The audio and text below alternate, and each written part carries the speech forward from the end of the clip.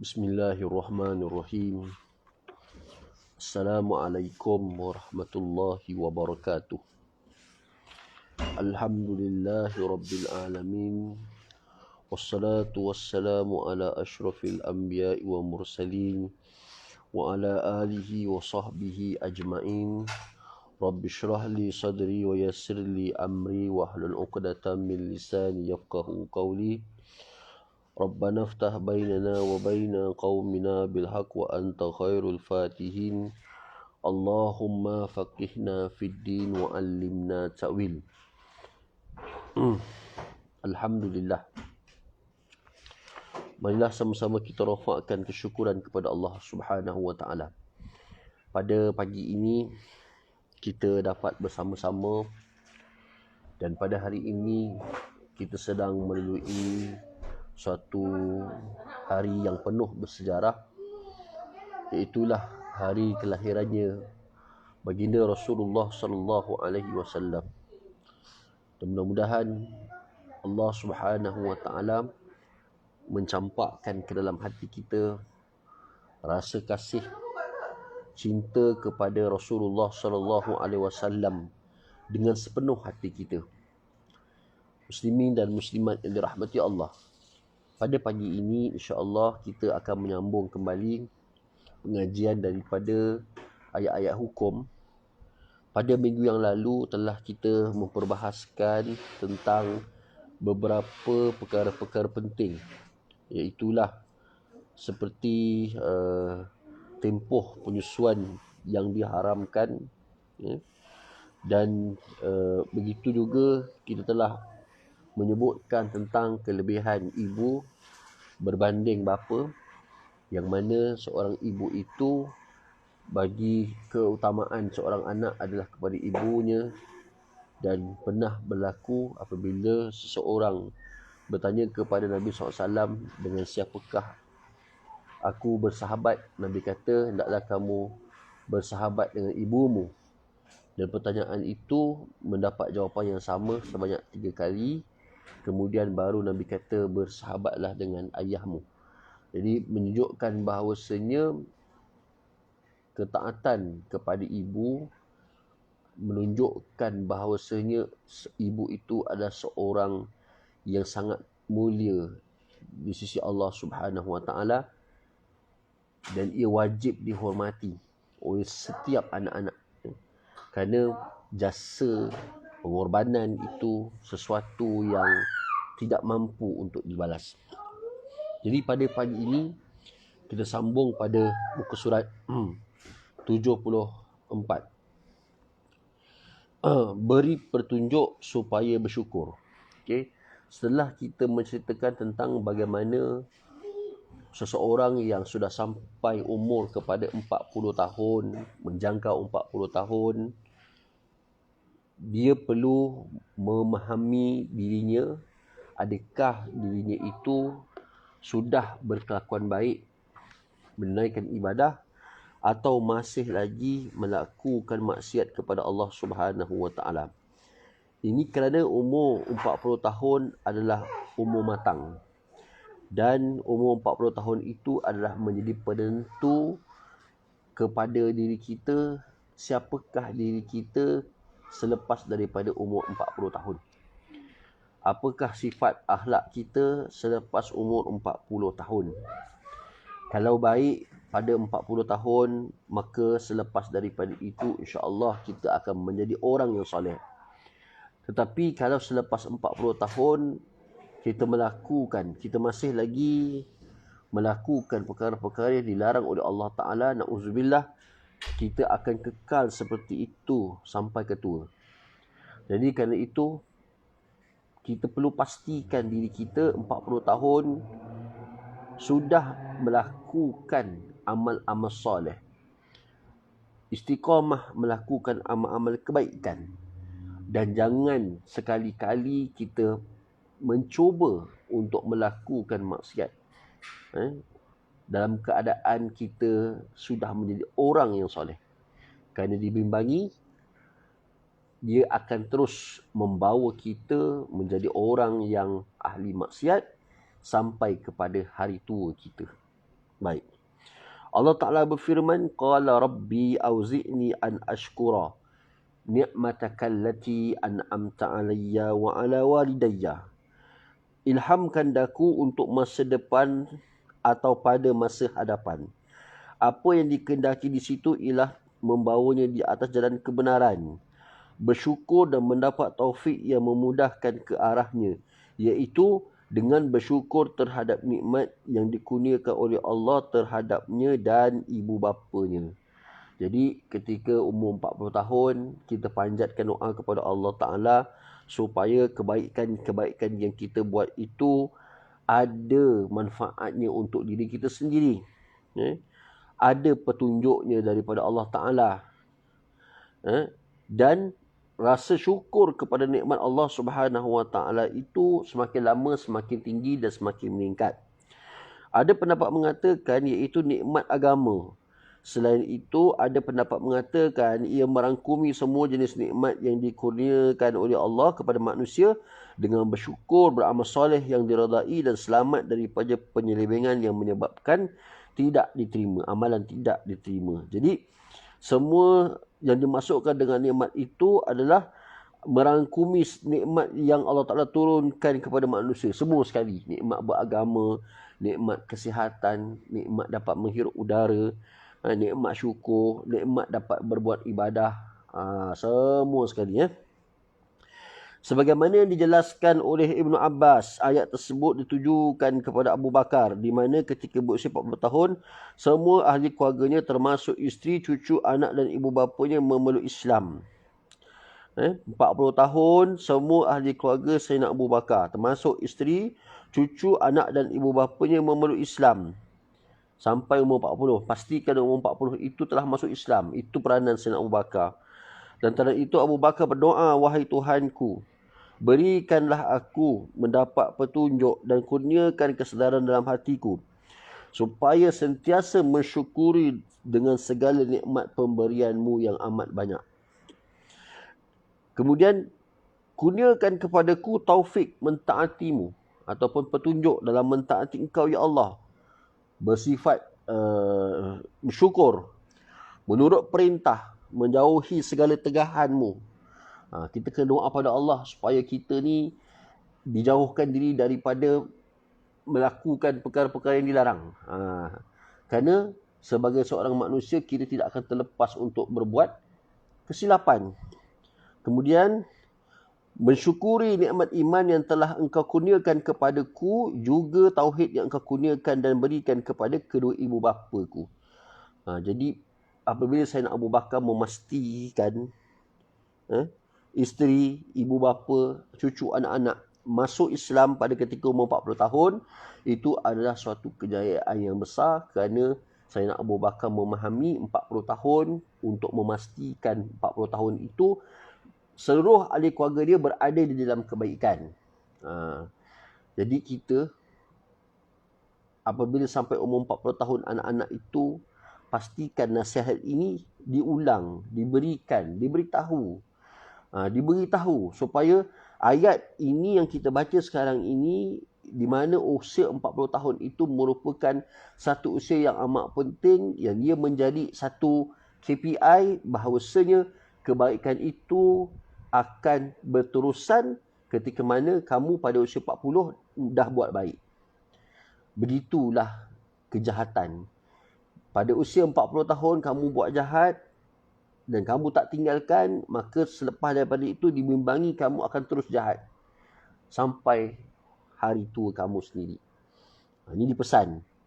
Wa an a'mala salihan tardahu, wahai Tuhanku, kurniakanlah juga kepada aku supaya mengerjakan ketaatan dan kekuatan untuk melaksanakan segala amalan yang baik yang engkau redai. Untuk itu, aku memohon supaya engkau redha segala amalan dan perbuatanku selaras dengan keredaanmu dan mendapat pahala. Kurniakan kepada aku sifat-sifat yang soleh yang engkau redai. Bukan setakat soleh tau, tapi kita nak Allah Ta'ala redha. Apa maksud? Apa kemestian dia? Kita minta yang soleh, an a'mala salihan tardah. Apa kemestian dia di situ? Kenapa kita minta pada Allah amal soleh yang Allah Ta'ala redai? Sebab kita bimbang amal soleh yang kita buat itu sebenarnya Allah Ta'ala tak redha. Apa puncanya? Puncanya kerana amal soleh yang kita buat itu mungkin sahaja merupakan satu tipu daya. Mungkin. Amal soleh yang kita buat itu mungkin kerana niatnya supaya orang memuji kita dengan amal soleh itu. Okay? Mungkin juga kerana amal soleh itu kita buat kerana kita suka orang cerita apa yang kita buat. Jadi, bukan hanya setakat amal soleh itu yang kita minta daripada Allah, tetapi kita minta juga amal soleh itu ada sesuatu yang Tuhan terima daripada segi nilai amal tersebut, pahala tersebut. Jadi kita nak amal soleh itu bukan sekadar amal soleh, tetapi amal soleh yang diterima oleh Allah Subhanahu wa Ta'ala. Tu dia, utama dia. Jangan kita buat amal soleh, tetapi hakikatnya Allah Ta'ala campak amal soleh itu ke muka kita disebabkan ada perkara-perkara yang kita niatkan, niat terutamanya benda-benda yang niat yang tak dizahirkan dengan perkataan, hanya niat di dalam hati, tapi Tuhan tahu niat tu niat yang tak betul. Jadi amal soleh yang kita buat di hadapan orang lain itu hanyalah sekadar sandiwara, hanyalah sekadar lakonan, sedangkan yang kita berpegang ni lain. Tu dia, yang kita berpegangnya adalah sesuatu perkara yang lain, yang berbeza. Ni je. Maka kerana itulah kita nak amal soleh, bukan setakat amal soleh, tetapi tardahu, ada keredaan daripada Allah Subhanahu wa Ta'ala. Jadi jangan kita menganggap semua kebaikan itu akan diberikan ganjaran amal soleh. Kerana kita bimbang banyak-banyak di kalangan manusia yang buat amal kebajikan itu, mungkin nanti akan ada yang dari segi niatnya Tuhan tunjukkan ni niat tak betul. Pergi perang niat sebab nak mati, sebab nak kata, orang kata dia adalah panglima yang hebat. Macam-macam yang boleh berlaku. Itu yang saya sebut tadi pun mungkin di zaman Rasulullah SAW juga ada dah keadaan macam tu. Zaman kita Rasulullah tak ada ni lagi hebat. Mungkin lagi banyak, lagi kerap nanti kita akan jumpa orang-orang seperti ini. Okey. Dimudahkan laluan ke arah kebaikan. Wa aslih li fi zurriyati. Okey, ini penting Wahai Tuhanku, jadikanlah diriku dan anak cucuku supaya beriman, ditanam dalam jiwa, hati mereka sifat yang baik dan soleh. Kita selalu memohon kepada anak supaya jangan lupakan doa kita. Di mana mereka berada, balik kampung, balik universiti, bekerja, kita selalu ingatkan kepada mereka jangan lupakan kita. Banyakkan doa untuk kita, banyakkan doa untuk diri sendiri.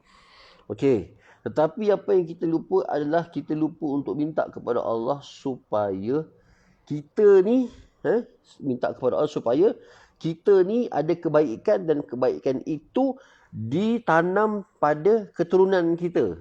Maknanya doa untuk kita punya keturunan. Ini pun kadang-kadang kita lupa. Maka dalam ayat ini bila Allah Ta'ala kata wa aslih li fi zurriyati, doa orang yang sampai umur 40 tahun tadi, wahai Tuhanku, jadilah juga diriku dan anak cucuku supaya beriman, ditanam dalam jiwa hati mereka sifat yang baik dan soleh. Sifat yang baik dan soleh. Jadi anak cucu kita salah untuk tidak kita berdoa seperti ini, tidak salah lah. Kan? Supaya kita tahu, dan supaya kita bersedia dengan amal soleh yang kita ada ini, kita amal soleh itu akan menyerap masuk ke dalam jiwa anak cucu kita. Maka kita lihat anak cucu itu kadang-kadang sifat, perangai dan perilaku dia tu ada pada kita semasa kita kecil. Mungkin kita tak ingat. Tu contoh dia. Ada yang ingatlah tengok anak, tengok diri dia macam mana masa umur 4 tahun macam anak. Sebagai contoh. Tengok anak umur yang 7 tahun. Bila kita tengok umur anak yang 7 tahun, kita secara automatik juga akan boleh tengok diri kita masa kita umur 7 tahun. Masa tu mungkin 50 tahun yang lalu. Kenapa? Sebab ada sifat-sifat di dalam anak-anak ini, sedikit daripada ibu bapa, sifat ibu bapa, dia menyerap di dalam jiwa anak-anak. Tu dia. Jadi bila kita tengok kadang-kadang apa yang anak-anak dia buat di rumah dan sebagainya, kita tahulah ini ikut perangai siapa. Ini ikut akhlak siapa. Biasanya kita kan begitu. Okey, ini ikut perangai siapa. Okey. Biasanya kita akan berbicara tentang benda itulah. Okey, yang ini namanya orang kata, inilah maknanya kata apa, wa aslih li fi zuriyati, makna kata nakkan zuriat keturunan itu adalah orang yang diredai oleh Allah Subhanahu wa taala. Okey. Kemudian Allah, sebagaimana yang telah dijelaskan oleh Ibn Abbas, Allah telah memperkenalkan doa Abu Bakar tersebut dan beliau memerdekakan 9 orang hamba dari kalangan orang beriman, antaranya Bilal dan Amir bin Fuhairah. Lalu iaitu permintaannya supaya mendapat kesedaran dan sentiasa bersyukur di atas nikmat. Seterusnya diberikan petunjuk kemudahan untuk melaksanakan ketaatan, melakukan perkara yang diredai oleh Allah, dijadikan dirinya dan keturunannya orang soleh. Tu dia. Jadi bila seseorang itu berdoa kepada Allah Subhanahu wa taala, wa aslih li fi zurriyati, jadikan diriku dan anak cucuku supaya beriman. Maka Ibnu Abbas pun kata Allah memperkenalkan doa Sayyidina Abu Bakar tersebut. Beliau merdekakan 9 orang hamba dari kalangan orang beriman. Bayangkan ini doa daripada Sayyidina Abu Bakar. Okey. Jadi didoakan lagi supaya diberikan petunjuk, melakukan ketaatan, melakukan perkara-perkara yang bersifat diredai oleh Allah Subhanahu wa taala dan menjadikan dirinya dan keturunannya. Tengok doa ini bukan untuk kepentingan diri sendiri sahaja, tetapi doa ini juga untuk kepentingan orang lain, untuk kepentingan ahli keluarga kita yang lain, untuk kepentingan ahli keluarga kita sendiri, untuk ahli keluarga sepupu-sepupu, sepapat dan sebagainya, untuk keluarga mentua. Itu dia.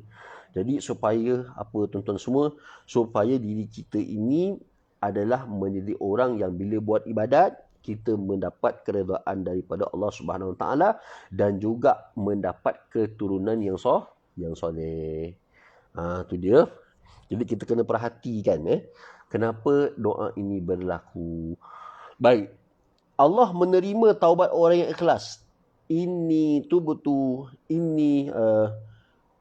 ilaika wa inni minal muslimin. Okey. Wahai Tuhanku, daku bertaubat kepadamu daripada segala dosaku yang daku lakukan maksiat dan daku ingin menjadi orang yang berserah kepada dirimu, iaitu Allah. Okey. Ini bagaimana kita tengok orang-orang yang bertaubat dengan ikhlas, Allah Subhanahu Wa Taala ampunkan dosa dan terima taubat dia tu. Justru itulah wahai Tuhanku, ampunilah dosa daku dan daku akan berpegang teguh dengan ajaran Islam. Setiap insan melakukan kesalahan, oleh itu mereka hendaklah sentiasa bertaubat kepada Allah dan memperbaharui taubatnya itu. Ayat itu membawa petunjuk kepada sesiapa yang telah mencapai usia 40 tahun supaya sentiasa mengulangi, memperbaharui taubat, kembali kepada Allah dan berazam untuk tidak melakukannya lagi. Jadi ayat itu nak beritahu kepada kita tentang bagaimana petunjuk kepada sesiapa yang telah mencapai usia 40 tahun. Jadi 40 tahun mesti bersedia. Mesti bersedia. Okey. Sama ada seorang yang umur 40 tahun itu dia memilih untuk jalan kebaikan atau 40 tahun itu memilih untuk jalan yang tak baik, kesannya akan nampak selepas meninggal dunia lah. Kesan dia. Okey. Bila begitu, dah bertaubat nasuha, dah berazam tak nak buat benda yang tak baik, maka dia tidak lagi melakukan dosa tersebut. Mesti berazam untuk tak buat dosa itu lagi. Itu dia. Okey. Kemudian Dalam konteks tersebut, Rasulullah SAW mengajar para sahabat agar sentiasa membaca doa sebagaimana yang dijelaskan dalam Sunan Abi Daud. Jadi ada doa dia di situ Ada doa. Okey. Jadi di situ ada doa dia. Okey.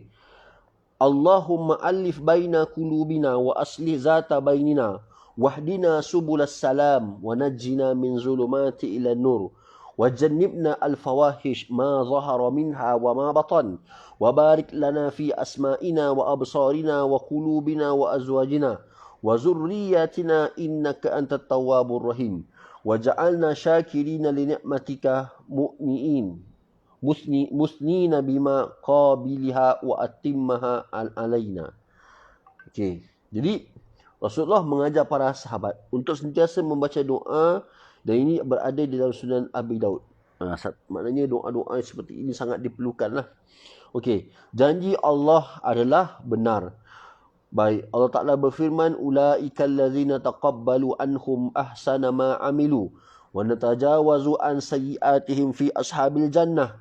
Mereka yang memiliki sebagaimana yang disyaratkan itu seperti orang yang bertaubat. Okey. Orang yang bertaubat, kembali kepada Allah dan menyesali apa yang dilakukan daripada dosa. Mereka itulah orang-orang yang diterima segala amal kebajikan, amal baik, dihapuskan kesalahan, diampunkan untuk mereka dan diterima amal mereka, iaitu mereka itu tergolong kalangan ahli syurga. Okey. Jadi janji Allah adalah benar kepada siapa yang ada sifat-sifat yang disyaratkan itu. Dia mesti taubat kepada Allah, dia mesti kembali kepada Allah, menyesali dengan perbuatan dosa dia, kemudian mesti lakukan amal baik, dan mestilah menghapuskan ataupun dihapuskan kesalahan mereka. Dihapuskan kesalahan mereka dan diampunkan untuk mereka dan diterima amal mereka. Itu dia. Jadi itu adalah janji-janji Allah yang benar. Okey. Jadi jangan bimbanglah. Apa pun makna kata Allah Ta'ala kalau berkehendak kita masuk syurga, kita akan masuk syurga Allah Subhanahu wa Ta'ala. Baik. Wa'dasidqil ladzi kanu yu'adun. Yakin dan percayalah bahawa janji Allah benar, pasti berlaku. Semua makhluk yang dibangkitkan dan akan menerima pembalasan, iaitu apa yang dijanjikan oleh Allah dalam Quran melalui nabinya, dan Allah membalas apa yang dijanjikan. Jadi bila sebut apa yang dijanjikan itu, kita kena yakin dan percaya. Pertama sekali, janji Allah Ta'ala itu benar. Dia bukan janji yang macam mana manusia janji kan. Manusia berjanji ni ada macam-macam tahap lah. Okay? Ada yang berjanji pada masalah dia, masalah masa. Masalah masa. Okay? Janji 8.30, pukul 9 baru sampai. Itu janji. Okay, itu namanya janjilah. Janji pukul 10, pukul 11 baru sampai. Okay, itu namanya janji di kalangan manusia. Okay. Kemudian ada juga janji. Janji di mana Allah Ta'ala beri janji pada kita. Dan janji Allah Ta'ala pada kita adalah janji yang benar. Okay? Janji yang benar dan akan berlaku pada suatu ketika nanti. Mungkin kita tak sedar dan tak memahami kan. Itu dia. Kemudian, semua makhluk akan dibangkitkan dan akan menerima pembalasan. Ini termasuk dalam kitab Al-Jawaqid wal Jawahir fi uqubati al-kabair. Ia termasuk, maksudnya binatang-binatang yang pernah bermusuhan di atas dunia, Allah Ta'ala akan berikan balasan juga. Kan? Jadi kalau ada binatang yang menganiaya binatang yang lain, contohnya, okay? Dia binatang sama binatang. Binatang itu pun nanti akan dibalas oleh Allah Ta'ala di hari akhirat. Tu. Mana jangan kata, senang jadi binatang, bila mati tak ada. Tak. Binatang kalau mati juga ada pembalasan dia. Dan dia bergantunglah kepada apa masalah yang berlaku. Macam tu. Okey. Tetapi janji Allah Ta'ala dalam ayat Quran ini, iaitulah janji yang benar. Okey. Setiap orang daripada kalangan kita akan dibangkitkan dan akan menerima pembalasan. Pembalasan itu sama ada pembalasan yang baik, iaitu daripada segi nilai pahala yang besar, atau pembalasan yang buruk kerana amal kejahatan kita yang meluas. Dua keadaan tu. Amal kejahatan kita ni diketahui orang. Amal kejahatan kita ni kita tak perasan sebenarnya. Allah Ta'ala dah catat semua dah. Tak perasan, Allah Ta'ala tahu apa yang berlaku. Tu dia. Tidak menengking ibu bapa. Wallazi qala liwalidayhi uffin lakuma. Ayat itu berbentuk umum terhadap sesiapa sahaja yang berkata begitu kepada kedua ibu bapa. Marwan Al-Hakam menyangka bahawa ayat tersebut diturunkan terhadap Abdul Rahman bin Abu Bakar. Pendapat itu masih lemah. Pendapat itu lemah kerana Abdul Rahman bin Abu Bakar memeluk Islam selepas itu dan menjadi orang yang baik Islamnya serta orang yang terbaik dari kalangan masyarakat zamannya. Okey, ada yang kata begitu. Sesiapa yang berkata begitu kepada kedua bapanya. Berbentuk umum. Okey. Pendapat yang lebih sahih ialah ayat itu ditujukan kepada umum terhadap sesiapa yang derhaka kepada ibu bapanya dan mendustakan kebenaran. Menderhaka kepada kedua ibu bapa ini adalah salah satu daripada bala yang boleh terkena kepada orang yang menderhaka kepada kedua ibu bapa itu pada masa mereka hidup lagi. Dua jenis bala lah hukuman yang Allah Ta'ala tak tangguhkan. Yang pertama, derhaka kepada kedua ibu bapa. Yang kedua Allahumma salli ala Muhammad. Yang kedua, berzina. Ini dia. Berzina. Jadi, Tuhan tak tangguhkan benda ni. Okey?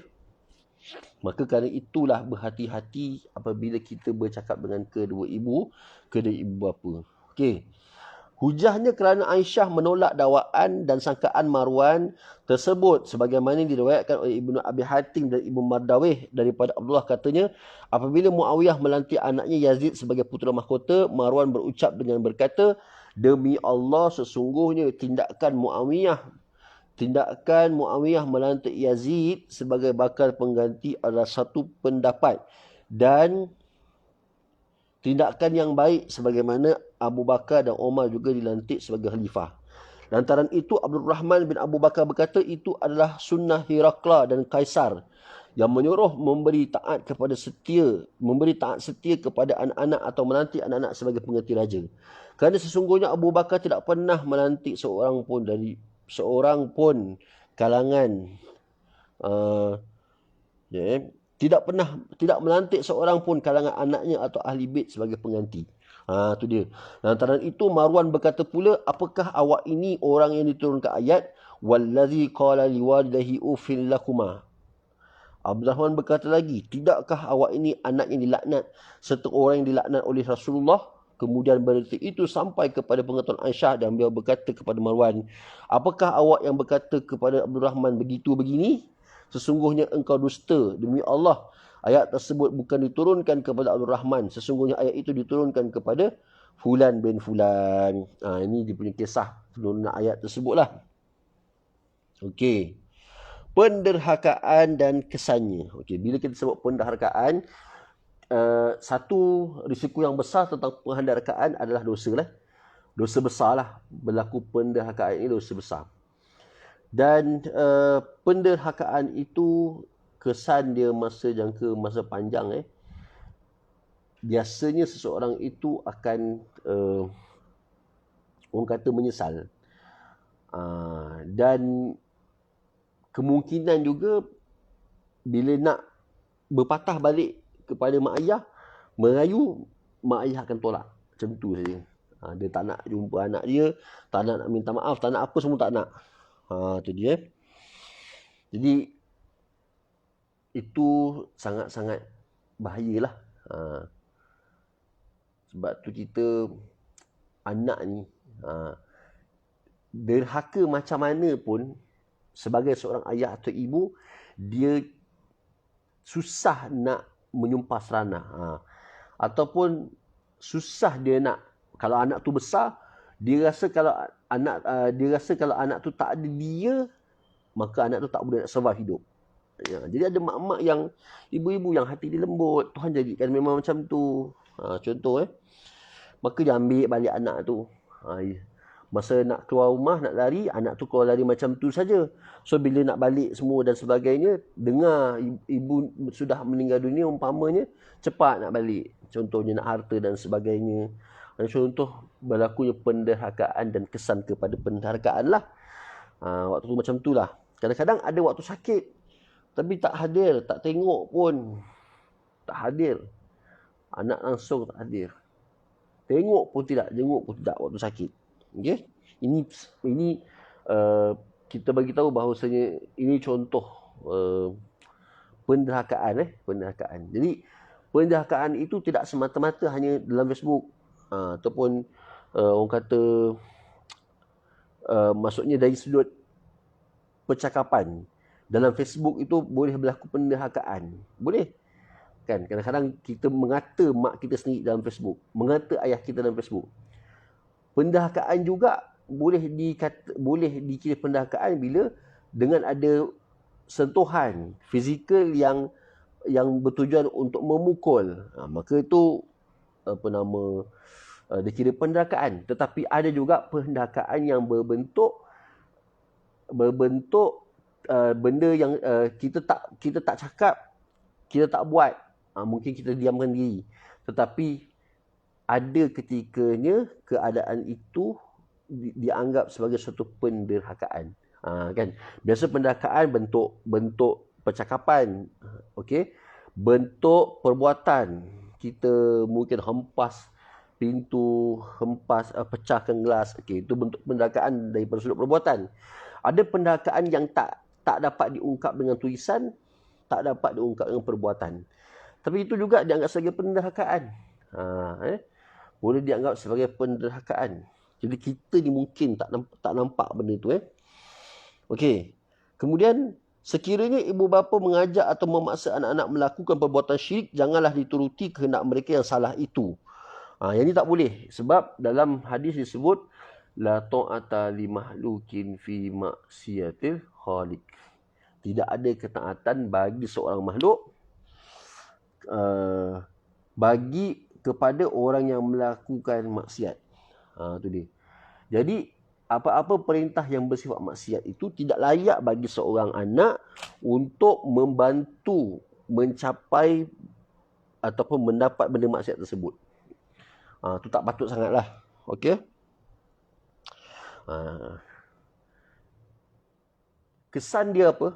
Kesan dia adalah anak itu yang asalnya fitrah bersih, suci, macam kain putih. Tapi bila dicemarkan dengan disuruh untuk melakukan sesuatu yang tidak baik, maka jadi tak baiklah. Tak bolehlah, dia akan mengikut perbuatan tak baik tu. Ini bahaya kan? Okey, jadi kita jadi ibu ayah, bila nak minta anak-anak bantu kita mesti tengok dulu keadaan. Ni nak bantu apa ni contoh? Nak bantu apa? Nak bantu panjat pasang lampu. Tapi yang ada anak perempuan. Jadi dia bukan tak boleh, tetapi dia agak janggal. Tu dia. Jadi ibu ayah pun yang nak keluarkan arahan, nak minta dia bantu pun kena tengok kesesuaian juga. Jadi bukan semua benda yang kita dibenarkan untuk nak kata dibantu. Bukan semua benda. Tapi ada perkara-perkara yang tertentu. Jadi kesan penderhakaan itu sangat besar. Okey, dan bila ibu ayah mula memberikan arahan yang salah, arahan yang bersifat maksiat, kalau anak itu tidak ikut, makna kata ibu ayah itu tak boleh orang kata menghukum dan sebagainya. Sebab tu nilai dia adalah selama mana arahan yang dikeluarkan itu tidak bercanggah dengan hukum agama, maka ahlan wa sahlan. Kita panggil anak minta tolong itu, tolong ini, tak ada masalah. Okey. Kemudian, walau bagaimanapun hendaklah bergaul dengan mereka dalam kehidupan ini dengan cara yang baik. Kerana pada hari akhirat, kelak masing-masing akan menerima balasan.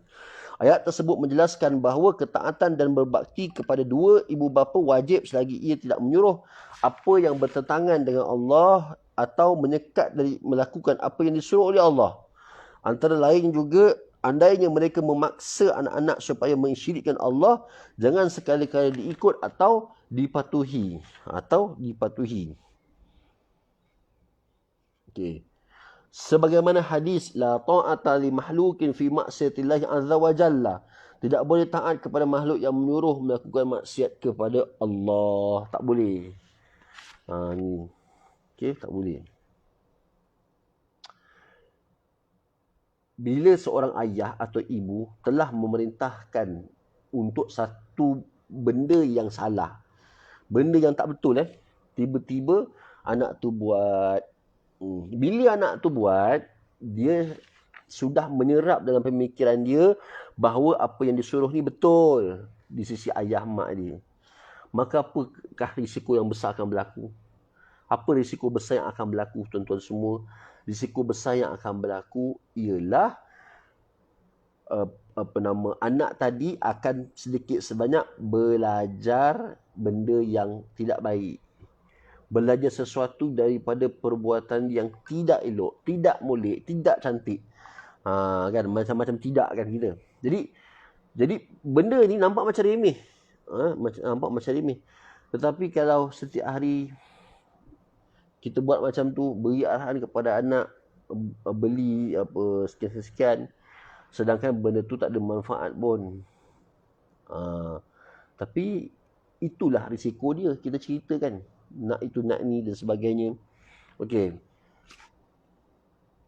Kemudian, justru itu kewajipan mentaati ibu bapa ada pengecualiannya, iaitu kiranya tidak bercanggah dengan syarak. Jadi, bahasa mudahnya, kita disuruh untuk mentaati kedua ibu bapa selama mana mereka itu tidak melanggar hukum syarak. Itu dia. Okey, itu kaedah yang mudah. Tetapi, apabila sudah mula melanggar hukum syarak dah mula langgar, pada ketika itu kita tak boleh ikut. Sebagai anak tak boleh ikut. Tak boleh ikut sebab sudah langgar hukum syarak. Okey. Dan kerana kita tahu matlamat kita untuk menyembah Allah Subhanahu wa taala. Okey. Tu menyembah dengan Allah, kepada Allah Subhanahu wa taala. Okey. Dan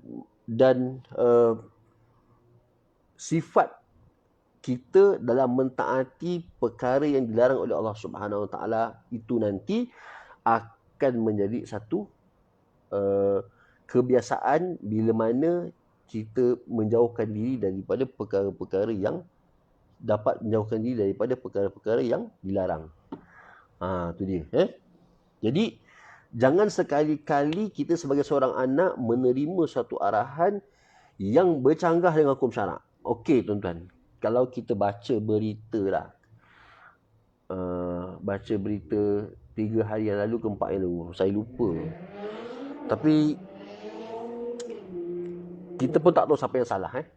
Baru-baru ni tular satu berita seorang ibu beranak 9 dijatuhkan ataupun dijatuhi hukuman gantung sampai mati kerana mengedar dadah. Berapa gram gitulah, ada had dia lah. Kemudian kita tengok komen kat bawah tu. Ada satu komen tu kata keluarga kepada waris ni dalam penjara ini memberitahu bahawasanya kemungkinan bahawa ibu itu diperangkap. Okey. Oleh siapa? Mungkin anak dia sendiri. Sebab anak dia ada 9 orang.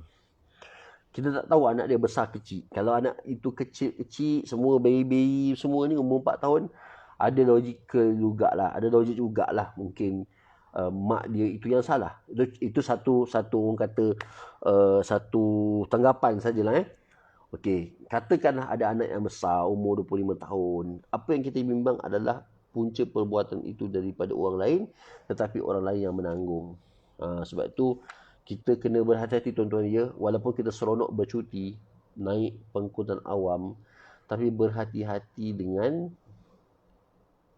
masalah apabila orang yang tak dikenali menghampiri kita dan cuba untuk nak orang kata jaga alatan dia, jaga beg dia. Ni jangan kita terperangkap. Sebabnya memang ada setengah-setengah kes itu ditangkap umpamanya. Kenapa? Sebab hanya kerana dia menjaga beg orang lain, di dalamnya itu ada dadah contohnya. Contoh. Zaman sekarang ni kira lagi lebih advance dah daripada dulu. Orang boleh perangkap orang lain dengan dadah. Contoh, dia tak kenal kita, dia tegur kita, dia bagi tahu dia nak pergi sana, pergi sini, pergi toilet, tiba-tiba dia tak sampai-sampai, polis pula sampai. Lepas pada tu tengok-tengok dalam beg itu ada pula dadah. Kita nak cakap macam mana? Oh, ni bukan saya punya, ini orang yang punya. Apa bukti? Tak ada bukti. Tu dia. Jadi kalau tengok apa yang berlaku dalam video itu, kita akan timbul rasa sedih, kesian lah dengan umur makcik itu dekat 50-an, anaknya pula ramai. Na'udzubillah, kita bimbang sangat-sangat. Kalau mereka, anak-anak itu ada yang memang makna kata ada yang memang orang kata apa nama, memerangkap kita. Tu dia. Jadi hati-hatilah dengan diri kita, hati-hatilah ketika mana kita orang kata dengan orang lain yang kita tak kenal mereka, dan tiba-tiba mereka datang orang kata dalam keadaan yang nak tolong, minta tolong jaga barang contohnya, berkawan dengan dia. Jadi itu adalah tipu daya pada masa sekarang ni lah. Okey. Kemudian, jangan memaksa anak untuk mensyirikkan Allah. Kan? Paksa anak untuk sembah benda yang dilarang, itu tak boleh. Okey. Kemudian, bila sesuatu yang diperintahkan oleh ayah dan ibu itu bercanggah dengan syarak, maka anak tak wajib ikut. Tetapi apa yang boleh anak buat adalah dengan dia menasihati kedua ibu bapanya supaya berhenti daripada melakukan perbuatan yang bertentangan dengan hukum syarak. Okey, jadi cuma kaedah dalam menasihati ibu bapa itu, kaedah itu berbeza-beza. Sebab itu kalau kita tengok cerita macam mana kisah apa nama Allahumma salli Muhammad, Hasan dan Husain mengambil wuduk dengan tujuan supaya ada seorang orang tua ni ambil wuduk secara tak betul.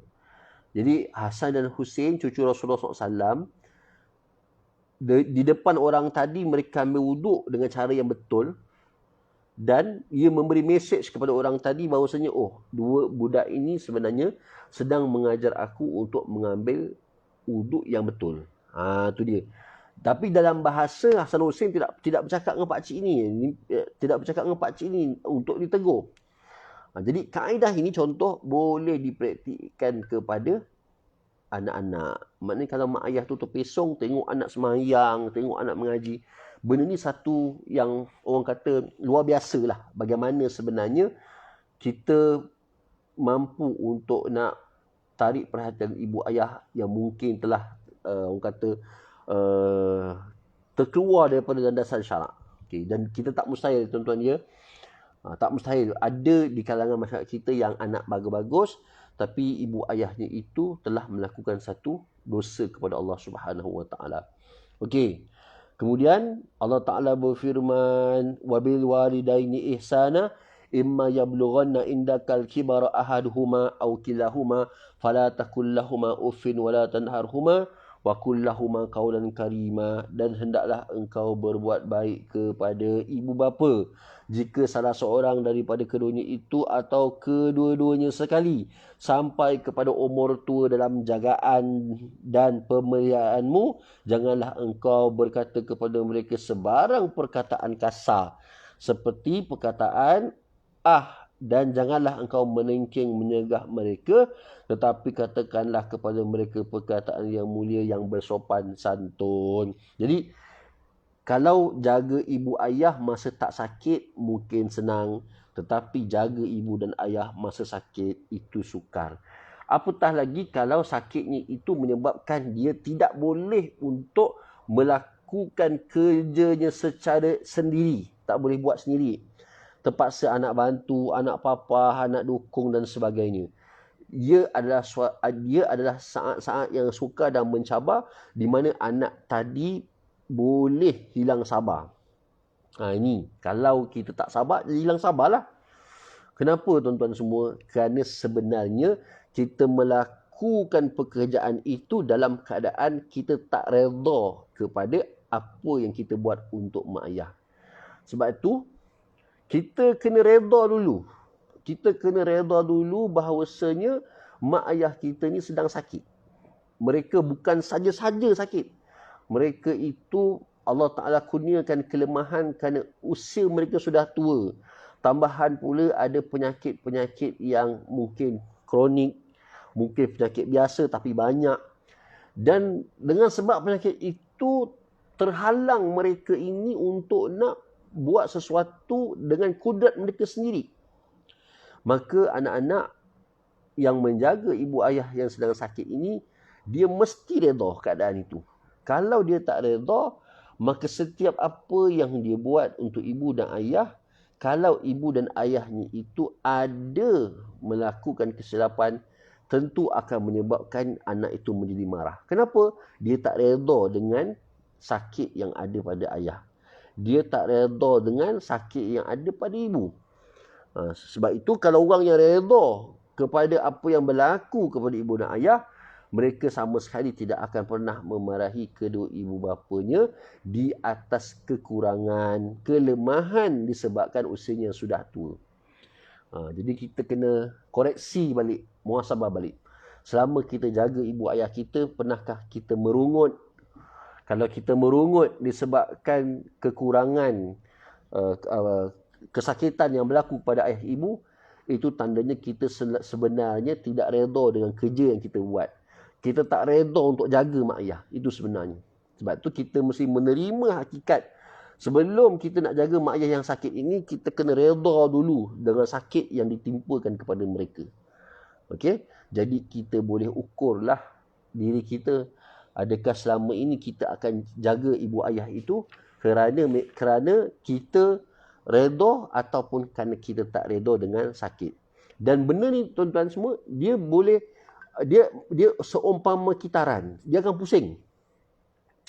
Dia akan kembali pula kepada kita. Kita pula akan menjadi tua, kita pula akan menjadi orang yang lemah. Giliran anak kita pula yang akan menjaga kita. Sebab tu layanan kita kepada orang tua pada hari ini, itulah layanan anak kita pada kita ketika mana kita tua pada hari esok. Kalau tuan-tuan tengok dekat dalam televisyen, tuan-tuan ada satu iklan tu, baguslah iklan kita ni, satu iklan ni bagus. Ketika mana seorang ayah yang tua mungkin nyanyuk, datang ke rumah menantu lelaki, anak kepada ayah ni perempuan. Jadi ayah ni nak minum, terketar-ketar tangan dia, tumpah. Kadang-kadang nak ambil lauk, makan terketar-ketar, tumpah lagi. Nak angkat pinggan, pecah pula. Kemudian penyakit orang tua, dia kencing tak lawas. Dan dia tak boleh macam orang yang sihat, dia mampu untuk tahan kencing tu. Dia tak boleh tahan kencing, tahu-tahu dah keluar air kencing. Kan? Sampai satu keadaan ketika tu, menantu lelaki tak suka. Ini cerita iklan tu lah. Dia pindahkan tempat makan ayah itu ke tempat lain. Pindah makan tempat ayah tu dekat tempat lain. Duduk sorang-sorang bertemankan dengan kucing. Jadi ayah protes sebab tak dapat makan dengan anak-anak. Dia asingkan pula tempat sebab suami tak suka, sebab ayah selalu buat kecah, pecahkan pinggan dan sebagainya. Okay, jadi apa yang berlaku bila anak-anak kecil ni, dia ada anak kecil 2 orang, bawa satu meja tu pergi tempat lain. Lalu mak ayah dia kata, kamu nak buat apa meja ni? Kata anak itu, nanti ayah dah tua, ayah duduklah kat sini makan. Jadi mak ayah tu dalam iklan tu, ibu ayah tu terasa anak dia buat gitu ke dia. Kenapa? Sebab dia buat ayah tu macam tu. Maka kan itu tuan-tuan semua, kalau kita nak anak kita ni jaga kita masa tua, kita yang sedang ada ayah ibu ni, jagalah betul-betul. Sebab perbuatan kita itu sebenarnya akan diikuti oleh anak kita di bawah tu nanti. Maka kalau hari ini penderhakaan itu berlaku, jangan kita salahkan anak kita kalau satu hari nanti anak kita akan buat lebih teruk daripada apa yang kita buat kepada ayah dan ibu kita pada hari ini. Sebab tu Allah Ta'ala Maha Pembalas. Allah Ta'ala Maha Pembalas. Itu kita kena ingat. Allah Ta'ala boleh bayar. Allah Ta'ala boleh bagi secara cash. Yang ini kita kena ingat. Sebab keadaan-keadaan yang kita lakukan itu adalah sesuatu yang boleh menyebabkan anak-anak kita akan belajar secara tak langsung untuk melakukan penderhakaan. Maka jadilah hari ini kita panggil tanggang moden umpamanya kan. Si tanggang moden umpamanya. Ini benda yang kita wajib elakkan lah. Dan saya boleh kongsikanlah satu pengalaman cerita daripada isteri saya sendiri. Bila ada seorang ini kisah suami isteri. Isteri sakit COVID, masuk hospital. Suami ni kalau bercakap dengan dia macam tak ada perasaan langsung kalau isteri tu sakit. Suara mendatar, tanya bila doktor bagi tahu kepada suami isteri dia begini-begini. Kadang-kadang ada sekali telefon tu suami dia tanya pula, isteri saya dah mati ke? Na'udzubillah. Dia tanya, isteri saya dah mati ke? Na'udzubillah. Belum kita bagi tahu keadaan dia, seolah-olah suka kalau isteri dia meninggal dunia. Seolah-olah suka. Ada manusia hidup macam tu. Dan bila satu hari dia beritahu isterinya meninggal dunia, suami dia cepat-cepat isi borang tuntut harta sempat harta dia ke apa gitu. Nak tahu maklumat apa semua. Na'udzubillah. Ada suami macam ni kat dunia ni. Ada juga. Tak kisah isteri sakit. Tak kisah isteri nak mati, nak meninggal. Tak kisah. Siap tanya lagi. Dah mati ke isteri saya? Na'udzubillah. Sebab tu kadang-kadang tuan-tuan semua ya, manusia-manusia yang macam ni tidak mustahil wujud di kalangan kita atau sekeliling kita. Kenapa boleh jadi macam ni tuan-tuan ya? Sebab itulah keimanan kita kepada Allah Subhanahu Wa Taala ni sebenarnya menjadi perisai kepada kita untuk kita menjauhkan diri daripada buat maksiat. Tapi kalau berlaku juga sama ada itu kerana kelemahan kita sebagai manusia. Kita manusia memang akan pasti buat maksiat. Kan, tak terlepas buat maksiat. Tetapi sama ada maksiat itu adalah bersifat berpanjangan, kekal, kita tak bertaubat, ataupun benda tu kita buat dalam keadaan kita tak sengaja. Kita buat dalam keadaan orang kata tengah-tengah alpa dengan kebendaan material, kita buat maksiat. Itu beza. Yang buat maksiat sampai jadi orang kata sebati dalam diri, itu satu benda. Okey. Jadi kita kena ukurlah diri kita kan. Kenapa manusia-manusia seperti itu Allah Ta'ala tunjukkan di depan mata kita, kerana kita nak belajar sesuatu bahawasanya tuan-tuan semua, kehidupan kita ni ada pengakhiran. Sebab itu untuk ayah dan ibu itu penghormatan kepada mereka ini sangat besar. Apa pun status mereka, mereka dulu ada kes jenayah ke, mereka dulu ada apa-apa ke, apabila kita ini lahir daripada hasil benih ibu dan ayah kita sendiri, maka tetaplah mereka itu ibu dan ayah. Sebab tu menantu kepada mentua, kalau dah bercerai sekalipun kita dengan isteri kita, mentua tetap mentua. Dia macam kita dengan isteri bercerai, kita panggil bekas isteri. Kan? Boleh kita rujuk walaupun dalam masa iddah, bila habis iddah tak bolehlah nak rujuk, kena nikah semula. Tetapi hubungan kita dengan mentua tetap namanya mentua. Tetap namanya mentua. Tetaplah kita mahram mereka. Boleh salam. Penghormatannya sama. Walaupun kita sudah bercerai dengan isteri atau suami. Mentua tetap mahram kita, tetap boleh salam. Dia tidak kita bercerai, mentua pun bercerai sendiri, tidak. Ini konteks dia. Walaupun kemungkinan tak akan rujuk balik kepada isteri dan suami itu, mentua kita tu tetaplah namanya mentua. Maknanya kita berpisah dengan isteri atau suami, walaupun habis iddah, yang mentua kita tu tetap mentua. Ni. Nak cerita ni tuan-tuan, macam mana Allah Ta'ala dah buat peraturan kepada kita untuk jaga hubungan sesama manusia, walaupun ada kemungkinan kita berpisah dengan isteri, tetapi keluarga mentua, dia tak ada istilah bercerai kat situ. Ni. Maknanya Allah Ta'ala nak suruh kita juga jalinkan satu rahim, masuk syurga. Itu setara bapa mentua, mak mentua. Apa tak lagi kalau mak ayah kandung. Mak ayah kandung. Apa tak lagi mereka. Mana baik buruk mereka, sifat mereka, janganlah sekali-kali kita melakukan sedikit pengabaian.